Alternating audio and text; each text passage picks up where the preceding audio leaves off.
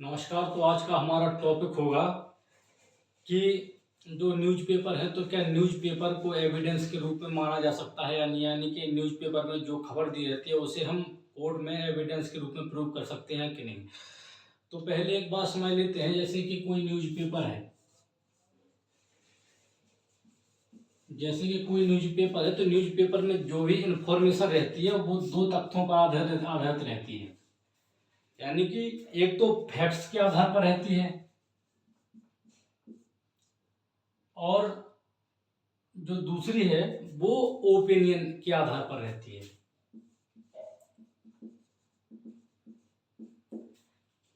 यानी कि जो पहली खबर है वो राय, जनता की राय या जो भी व्यक्ति हो अपने अपने व्यू यानी कि अपने थॉट्स के आधार पर पहली खबर छपी रहती है न्यूज़पेपर में, और जो दूसरी खबर छपी रहती है न्यूज़पेपर में वो फैक्ट्स के आधार पर होती है। जैसे कि तब मुद्दा ये है कि अगर कोई खबर न्यूज़पेपर में छपी है तो वो खबर एविडेंस के रूप में मानी जाएगी कि नहीं। तो पहले तो इसका सीधा सीधा आंसर है कि वो एविडेंस के रूप में नहीं मानी जाएगी। अब क्यों नहीं मानी जाएगी? तो एविडेंस के रूप में इसलिए नहीं मानी जाएगी क्योंकि जो फैक्ट्स है, जैसे कोई रिपोर्टर है तो उसने घटना स्थल पर जाके जायजा लिया, तो फिर लोगों ने उसे बताया कि ऐसा ऐसा है, तो उसके ओपिनियन के आधार पर वो न्यूज़पेपर में या उस फैक्ट्स के आधार पर न्यूज़पेपर में लिखता है। ठीक है। तो जबकि एविडेंस एक्ट क्या कहता है कि वही एविडेंस माना जाएगा जो फर्स्ट हैंड हो, यानी कि फर्स्ट हैंड रिसीप्ट, जो फर्स्ट हैंड रिसीप्ट एविडेंस होगा वही माना जाएगा। तो अगर फर्स्ट हैंड रिसीप्ट होगा तो वो तो एविडेंस माना जाएगा, लेकिन अगर फर्स्ट हैंड रिसीप्ट अगर कोई न्यूज नहीं है तो फिर वो एविडेंस के रूप में नहीं मानी जाएगी, क्योंकि ये ओपिनियन और जो फैक्ट्स है ये क्या है, ये हियरिंग से एविडेंस है।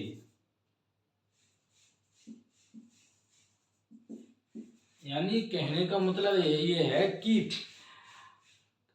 कानून में, कोड में न्यूज़पेपर की कटिंग में वही साक्ष्य के रूप में माना जाता है जो कि फर्स्ट हैंड रिसीप्ट हो, लेकिन अगर हियरिंग से एविडेंस है तो उसे कानून के रूप में नहीं माना जाएगा। ठीक है। फर्स्ट हैंड रिसीप्ट क्या होता है? फर्स्ट हैंड रिसीप्ट का मतलब होता है कि जैसे कोई घटना हुई, जैसे अभी हाल ही में झांसी के मेडिकल कॉलेज में घटना हुई, 10 बच्चों की जलकर मौत हुई। अगर कोई न्यूज़पेपर वाला व्यक्ति अगर डायरेक्ट वहां पहुंच गया और उसने अपनी खबर छापी और अगर कोर्ट ने उसे बुलाया कि क्या आपने ऐसा देखा है, तो वो व्यक्ति अगर कोर्ट के सामने कहेगा कि जी हाँ ये मेरा ही ओपिनियन था, मैंने अपनी आंखों से देखा है, तब तो वो कटिंग सही मानी जाएगी, यानी कि फर्स्ट हैंड रिसीव्ड एविडेंस होगा तो माना जाएगा। लेकिन अगर जैसे कि अगर वो किसी अदर पर्सन के कहने पर कोई न्यूज़पेपर वाला अगर कोई कटिंग छापता है तो फिर उसे क्या, वो फर्स्ट हैंड नहीं, वो हियर सेइंग फैक्ट्स माना जाएगा। ठीक है। तो वो एविडेंस के रूप में स्वीकार नहीं किया जाएगा। अब जैसे ये फैक्ट्स है तो इस फैक्ट्स को जो जैसे कि न्यूज़पेपर वाले ने कोई भी कटिंग छपी जिसे कोर्ट में एविडेंस के रूप में प्रूव किया, तो कोर्ट कहेगा कि आप इसे कोवोरेट करें, यानी कोवोरेट करें कि आप क्या ये बताएं कि जो ये आर्टिकल छपा है क्या आपने वहां पर इस घटना को देखा था कि यह सत्य है। तो अगर व्यक्ति ने कह दिया कहा ये सत्य है और मैंने अपने आंख से देखा, मेरे ही ओपिनियन के आधार पर या मेरी फैक्ट्स के आधार पर ये छपा था, तो फर्स्ट हैंड रिसिप्ट हो जाएगा, तो एविडेंस के रूप में माना जाएगा।